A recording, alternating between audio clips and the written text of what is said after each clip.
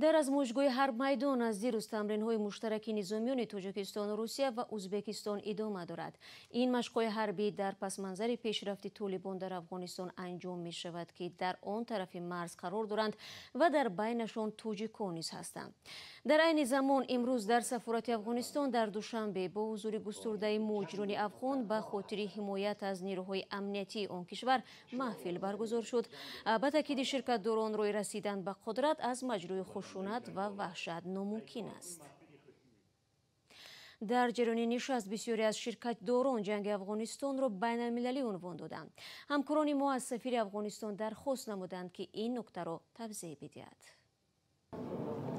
من فکر میکنم که جنگ که امروز در افغانستان جریان داره تنها ابعاد داخلی نداره بلکه یک ابعاد بین المللی داره و در این سناریو تمام دنیا باید خود را شریک بدانه و من باور دارم که با این ترک کردن نیروهای ناتو و به خصوص ایالات متحده آمریکا از افغانستان، نیروهای نظامی افغانستان توان و قدرت دفاع را از سرزمین خود دارند و شما در وقت کم شاهد قیام‌های مردمی در سراسر افغانستان خواهد باشید.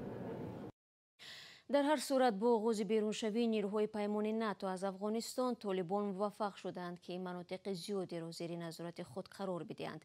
در این باره سفیر افغان چنین گفت: آن تصوری میشد که بعد از برآمدن نیروهای خارجی از افغانستان طالبان غلبه میکنند و افغانستان را فتح میسازند به زعم خودشان.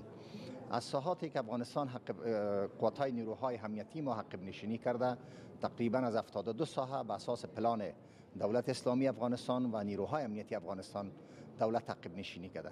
طالب‌ها شما می‌بینید که در این اواخر آخرین فشارهای خود را با حامیان بیرونی خود وارد کردند ولی تا بالا نتانستند که یک ولایت را فتح بکنند و ما باور دارم که نیروهای امنیتی افغانستان در دفاع از افغانستان آماده هستند و طالبان کاری را انجام داده نمی‌توانند. طبق معلومات دسترس در میان طالبان خارجی ها و از جمله شهروندان تاجیکستان هم حضور داشتند. همکاران ما از سفیر افغانستان در تاجیکستان درباره سلاح به دستان خارجی و تهدید آنها به کشورهای همسایه سوال کردند.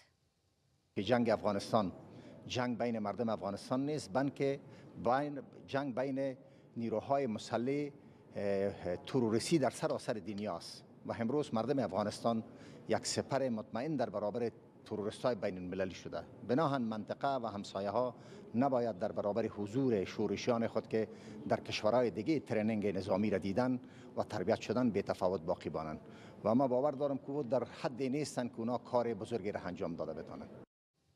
بینندگان عزیز، گزارش مفصل از همایش مهاجران افغان در دوشنبه به همین زودی ها در وبسایت رادیو آزادی گذاشته می شود.